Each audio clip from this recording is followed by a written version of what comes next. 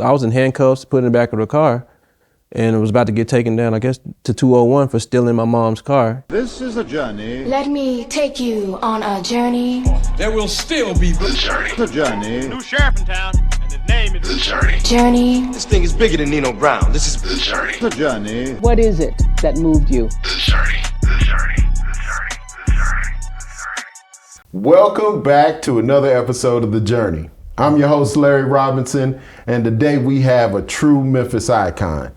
A Memphis icon through and through. But first, before we get to Brother Carter, I want to make sure that I give you an amazing quote. And this quote comes from the great tennis player, Serena Williams. I am lucky that whatever fear I have inside of me, my desire to win is always stronger. This brother is a winner, a true winner. I'm talking about Patrick Trey Carter III. So listen, he's from Memphis, born and raised, straight out of Whitehaven. I mean, literally, family, everybody out of Whitehaven. And White Station High School, FAMU graduate, second generation entrepreneur. But check this out, newly married. Well, listen, we talking to an innovator and a visionary. Please welcome Brother Trey Carter. What's up, Trey? Hey, man, appreciate you having me, man. I'm honored to have you, brother. I appreciate I'm honored that. to have you. So listen, man, tell me about Whitehaven, early Whitehaven. Oh, Whitehaven was and still is great. My earliest memories were playing basketball right there at the newly renovated now, the Cato Johnson YMCA. Right. Was the YMCA where I first learned to play basketball. Okay. 6, 7 years old, my first organized basketball league. Okay. Also attended Middle Baptist Church Whitehaven under Lester. Everyone knew Lester I Baskin. told you, through and through 801 Whitehaven Lane. So grew up there in the church, was part of the Boy Scouts there growing up, Little League baseball, basketball, as well as part of the Angel Choir, part of the number 3 usher. No, they carried me out of that. They carried me out of that choir stand and put me as an usher. Okay. So that was my next gig, was as a junior usher boy. Okay. And so I was there all my life. My father was a deacon there. Right. My mother was on the hospitality committee. So I was at their church. Tell me about the household. How was it made up? So I'm the youngest. I'm the baby of the family, but I have an older sister. Okay. And my mother, father. So we were. My father was an entrepreneur. Right. Ran several businesses, but most notably Pat Carter Pontiac was his day-to-day. And my mom was a school teacher within Memphis City Schools and retired school teacher now. But she taught her whole life within the school system and had a lot of civic engagement, working with the NAACP, working in transportation. Right. With longtime Matter board member. Just made the Hall of Fame. Just made the Hall of Fame after Hall of Fame. So I knew both sides. I knew transportation and education from my mom, and I knew business and industry from my father growing up. Wow. So you grew up watching the life and trials and tribulation of an entrepreneur. Well, I would say watching, and even then, again, my father passed in 2016, but I always used to joke with him, I've had a W-2 since I was 10 years old. Really? Really. My father, I was the first ever and probably only at that time in 1993. I was born in 83. In 93, I was a janitor custodian for the Southbrook Mall. Wow. And I would make $50 every week. And I learned very early what Social Security and Medicaid was, because my $50 would turn into $42.87. Well, you're like, who the heck is And I didn't know what FICA? SOC, SEC, my dad said, hey, you want to help grandma? Right. That's what Social Security is. You're giving $3.82 to grandma, and then Medicaid, and he explained it to me, and I would take that check. Okay. Of $50 that turned into 43 something and I learned even then, I've had a signature since I was 10 years old. Okay. Because he would make me deposit the money in the bank, and I had to sign the back of the check. Wow. So certain things like that. So you said the C, one thing I love about my dad is he threw me into, and I had to participate in things that I didn't know then would help me now. Okay. And so I understood. Did you hate it? Were there times where you literally hated going to work or not being able to hang out with your boys? Well, I didn't hate it all the way through. I hated to get up early in the morning. And my father he was also in the Navy. Prior to that, he was he was in the Navy. So he taught me very early getting up early. Right. Every day of the week. Right. But also, I was very competitive, either naturally or wherever it came from. So what my father learned early was to tell me I couldn't do something. My competitive spirit wouldn't let him say that I couldn't do it. Right. So he like, man, you can't get up here. I bet you can't wash all these windows. I'm not knowing he needs the windows. So I'm going, I got the Reverse Windex, psychology standing on on the chair and vacuuming and everything. So I was the best custodian because he challenged me. Okay. But from there, I just learned, what I learned then is just work ethic. Okay. And I knew I had to be doing something of value. So whether it was me working at 10 years old, whether it be at home, my duties were chores, were cutting the grass, raking leaves, just the normal things. Right. In addition to having a job. In addition to, hold on. Yeah. I'm gonna get So what I want to know is who outside of the house had a big influence on young Trey Carter?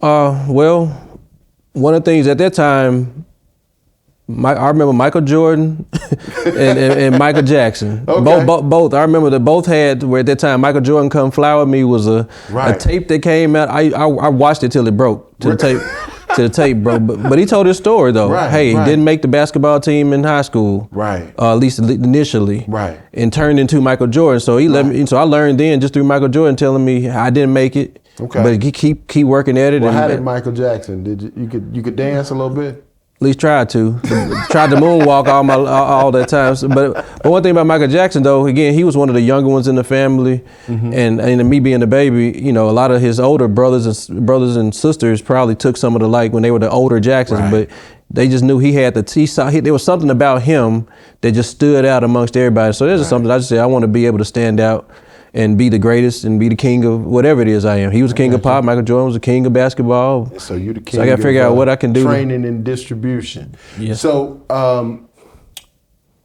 what decisions did you make as a young person that ended up having a lifelong impact, even though maybe you didn't realize it as a young person? Well, one thing is communication. What do you mean by that? At a very young age, around 3-4 years old, I was very talkative. Okay. And I learned very early on how to talk to adults.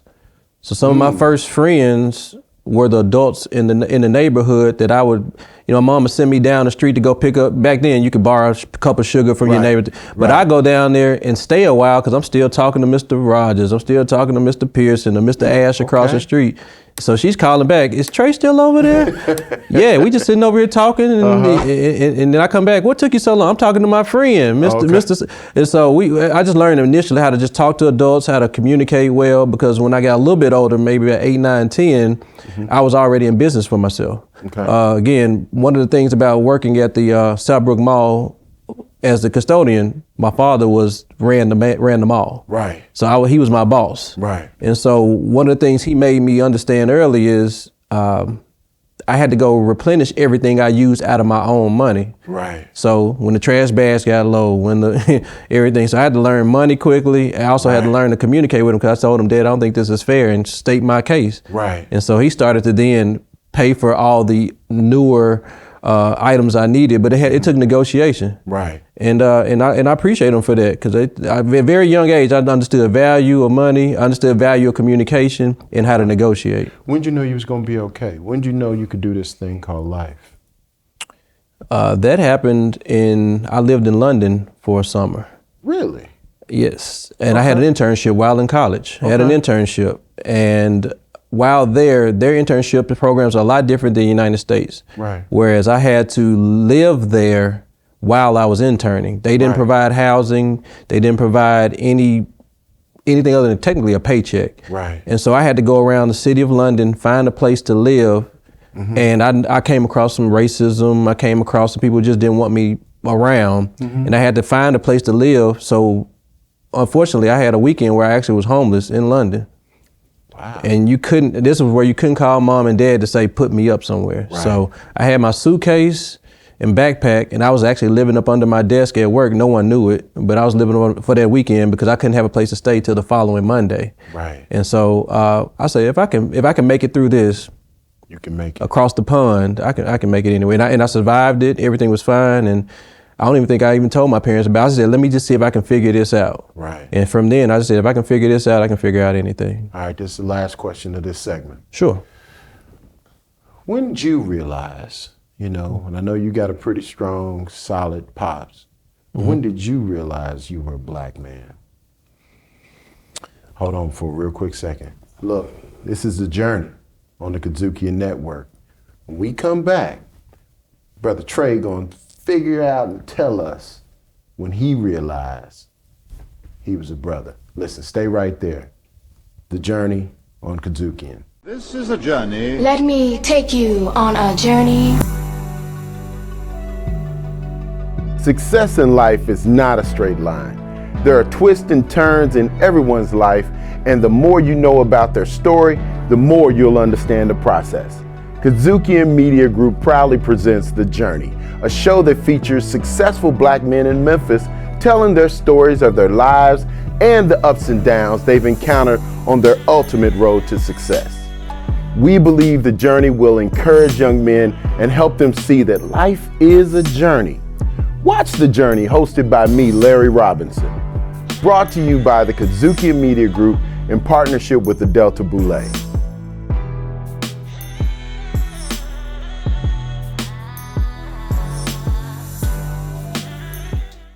Welcome back to The Journey.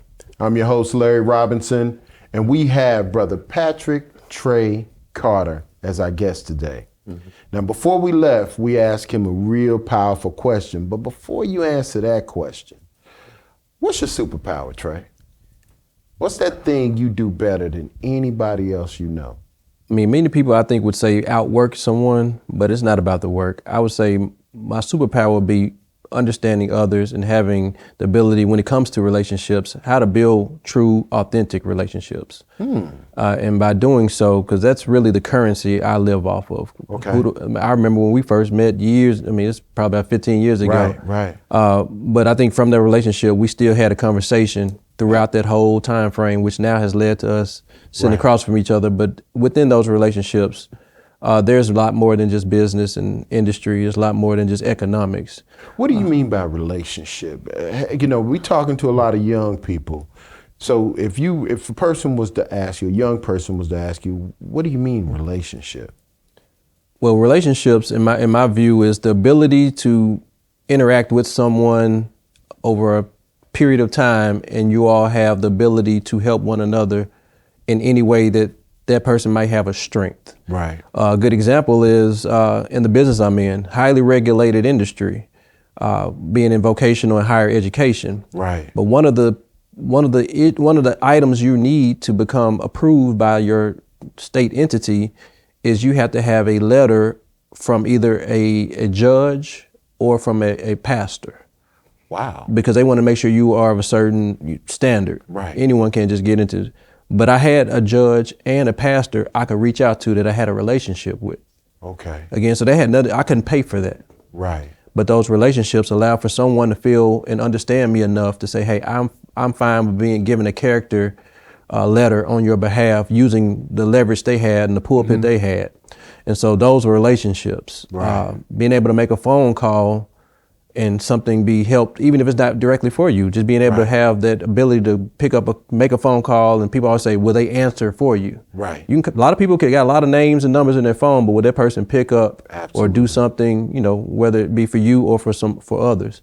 And I've been blessed to have that opportunity. And one of the other opportunities when it comes to relationships, a lot of times I've even had opportunities that come from my father's relationships. Okay, associative. And so they'll say, hey, you're Pat's son. Right. So I'll look out for you. And that's strong. Right. And so that's why I say now, even things that I do might not be directly helping me. Right. And I don't look at it that way, but it may help my wife, it may help my mother, it may help somebody I don't even know, but they're attached to me in a relational way. Right. That helps them in the future. Right. And How so, much of that did you learn from your dad?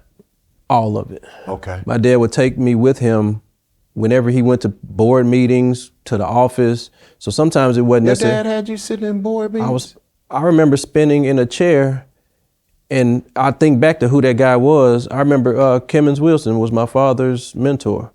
And my dad would just take me, when he was going for his mentorship meetings, But I just be there spinning in the computer chair, not knowing I'm in this, like, I don't even have founded Holiday Inn. And so, but now I have a relationship with the other Wilson family, his sons and his grandsons, and they're doing amazing things across the city. But I can always think about, hey, my father and your grandfather had a relationship, and their relationship helps us as second generation, third generation relationships. Okay, so let's go back. When did you realize you was a black man?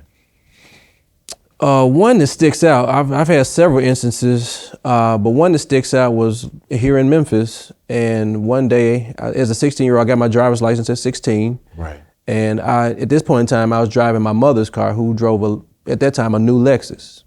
And so I was 16, driving her new Lexus, maybe somewhere I shouldn't have been driving it. And I was pulled over by the police for stealing the car. Even though I was able to articulate myself and say, hey, this is my mother's car. Right. It was paid for, and here are the keys, here's the insurance, everything, as far as everything, and here's my license to prove.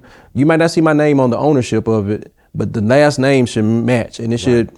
And they said, no, you stole this car, you know how this car has come back stolen, and I was in handcuffs, put in the back of the car. And it was about to get taken down, I guess, to 201 for stealing my mom's car. She hadn't reported it stolen. Right. To our knowledge, no one had reported it stolen, but that was what was going on. Right. And at that time, I was just finished playing basketball, so I was riding in the car with no shirt on. Okay. So I think that also had a certain perception of it. Why is this young kid, sweaty probably, with no shirt on, driving this expensive car? Right. It just didn't look right. Right. And so I was handcuffed and put in the back of the car for stealing a car that was my mom. How did that situation pan out? They did a little bit more research, found out my story did pan out. And they just took me out of the car, took me out of the handcuffs and just drove off. Didn't say, I'm sorry, or we found out this was, in fact, not the car we were looking for. Right. So after that, I just say, okay, what if I didn't have the words to say? Or what if, all the what ifs, Right. Or what if I was combative? Right. Wanted to, I've always been kind of even keeled. But what if I just was having a bad day and I was cursing at them, or it could have gone a lot of different ways. It could have gone a lot of different ways. So I just look at that like, ooh, Wow. Tell me your memories of school, man. Early, before White Station. Before White Station, I spent all my years before White Station, from first grade to ninth grade, at John P. Freeman, which is in Whitehaven.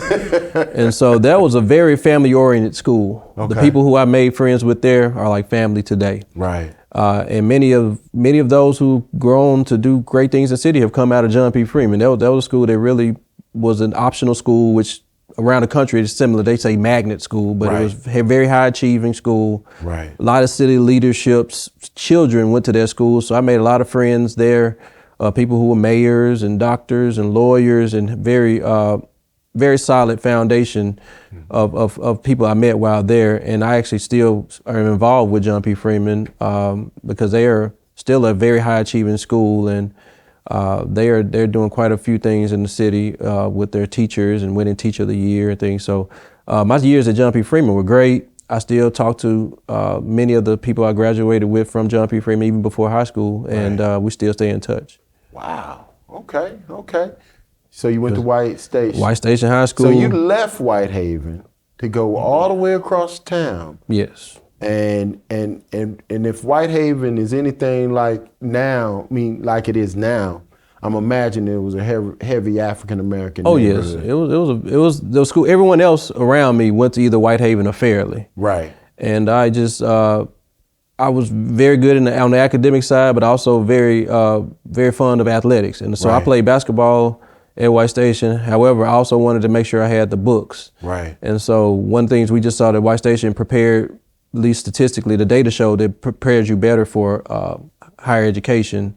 And so my parents took me out there, and I enjoyed what I saw. I took a visit, and I said I could do this. And so you never was upset about leaving the hood to go across town? Not at all. And actually, it's one of those things where I had the best of both worlds. During the day, I was at White Station, and in the evening and weekends, I'm back in my neighborhood. Okay. And so I had the best of both worlds. I didn't even look at Whitehaven as less than. It just was a better opportunity. Okay. Okay, so you followed the opportunity. Mm-hmm. You went to FAMU. Mm-hmm. Why FAMU? Why Florida A&M as a young man in Memphis, Tennessee? Well, as you heard, my father was a businessman, and this was that point in time in life. You call yourself growing up, becoming an adult, and Florida A&M at the time had one of the top 5 business schools in the country. Not just HBCUs, but just across the country, from the Princeton Review. And took a visit there with a friend of mine from Memphis. We both attended the school, and we pulled up. There's a 4-way stop up when you go up the hill to go to FAMU, and I don't know if they timed it right or what have you, but when we pulled up to that stop and it was a red light, classes were letting out at the time. Okay. So I'm just seeing coming out of these buildings, just hundreds of kids spilling out, and my head was on the swivel. Okay. And I said, "These are the students?" Really? I was like, "Oh yeah." It was and this is the weather. Right. I was like, "Oh, I'm coming to Florida A&M. I don't even need to see any other school." And I said, "These," and they were preparing you for the, Right. for life. Right. And I'm like, "This is the environment I'll be learning in." Right. I'm sure. The same way these kids now are looking at Coach Prime. Right. I was looking at the business program because we had a very star dean, Dean Sybil Mobley. Yep. And that's somebody to go look up because she was Amazing. she was in tune then with understanding and knowing and having relationships with all the CEOs and top leadership of Fortune 500 companies. Right. And so one of the things it prepared you for was if you wanted to get a good education, you go a lot of different places, but if you wanted the relationships, so even then, this is 2004 or 5 when I would have been graduating, the status for a graduate was to have $95,000 salary with a $30,000 signing bonus. And that was anybody leaving Florida A&M going to. Wait a minute. This was in 2000. Time out. You had folks in your class that left college with a $95,000 salary.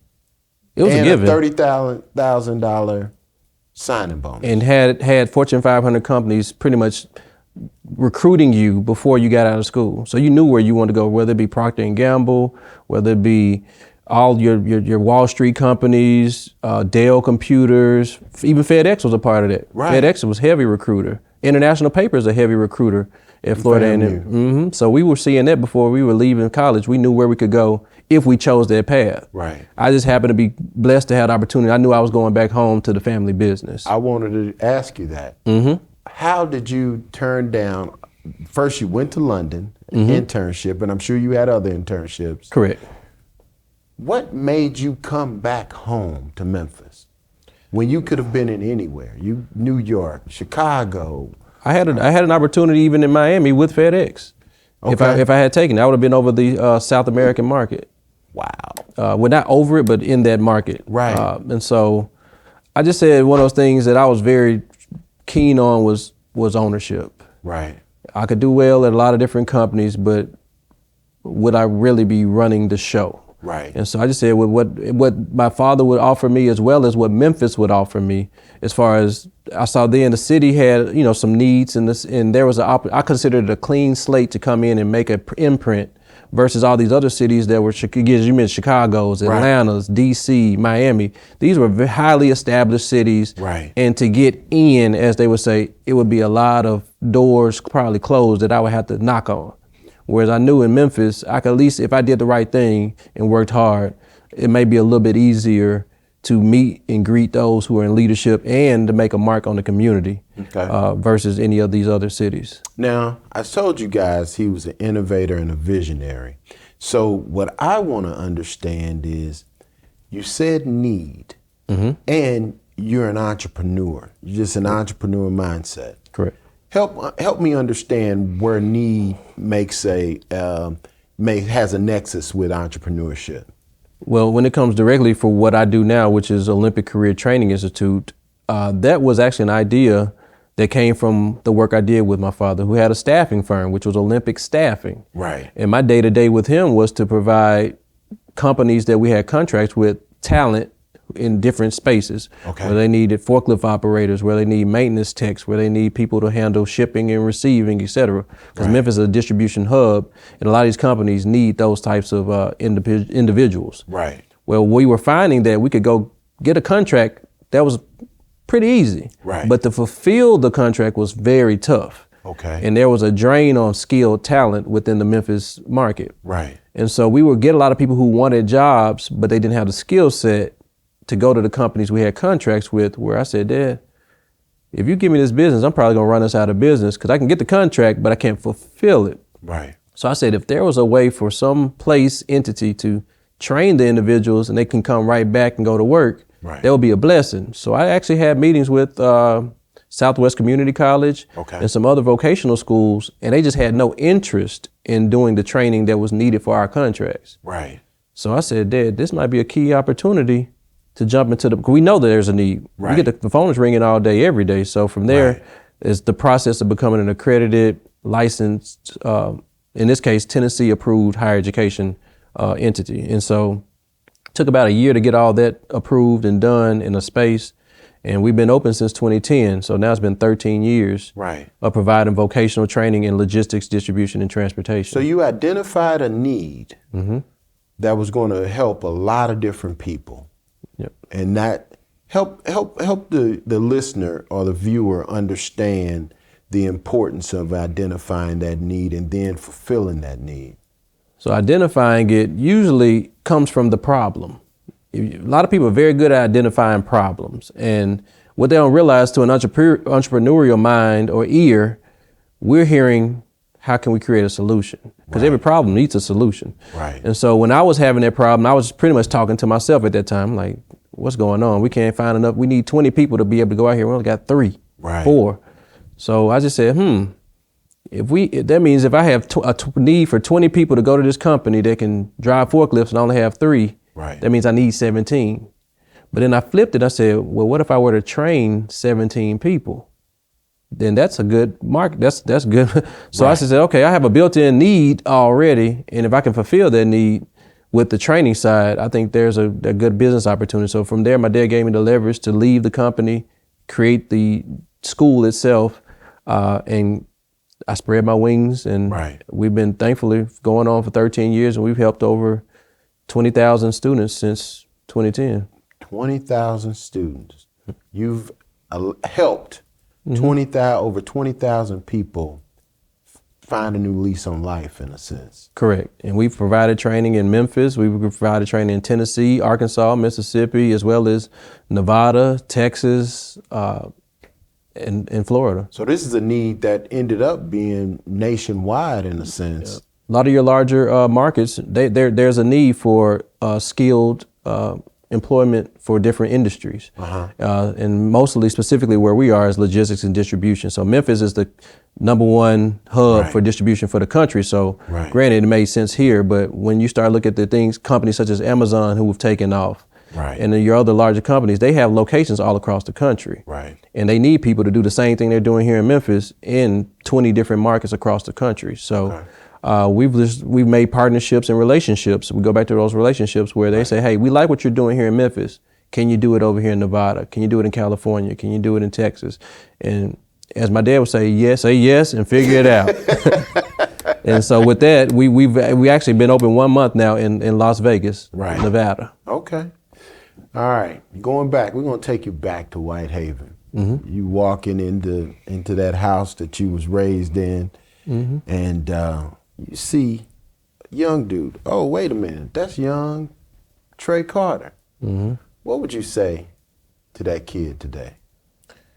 Well, I say all those whoopings you used to get for talking too much in class and being very rambunctious kid, it panned out on the other side. I just instead of talking in class and being disruptive as a young person, now I've learned how to hone that skill, speak when spoken to, but also how to use my voice and communicate in business meetings, speaking to the youth, speaking to others, and how to convey my message that I really didn't do a good job of when I was a youngster. But I always have an ability to communicate. Okay. All right.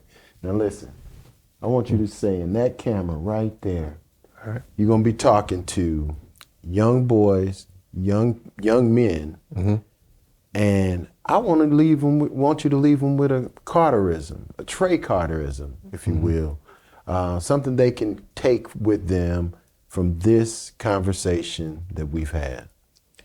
Well, one of the mantras I live by, and I've heard people always say, a lot of people can find problems in their lives and blame it on others.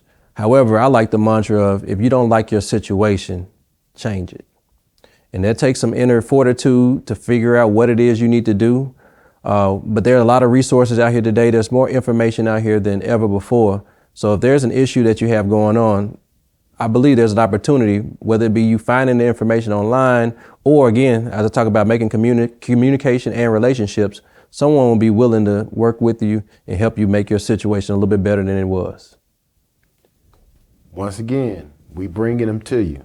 We keep bringing these Memphis icons that's doing amazing things. Amazing things. It's something in the water. You got to drink it and then think about how you're going to solve any problem you come across. Listen, I'm Larry Robinson. For our guest, Brother Trey Carter. I appreciate it, man. And I appreciate you, man. And we'll be doing something in the future. You heard it here. We'll be doing something in the future. All right, now, till the next time, peace. Thank you to our partners, the Delta Boulay. To hear more incredible stories like this, be sure to download the Kadzukian app from the App Store or Google Play. Or check out the Journey Memphis podcast on all your major podcast providers. Also, check us out on the Kadzukian Network.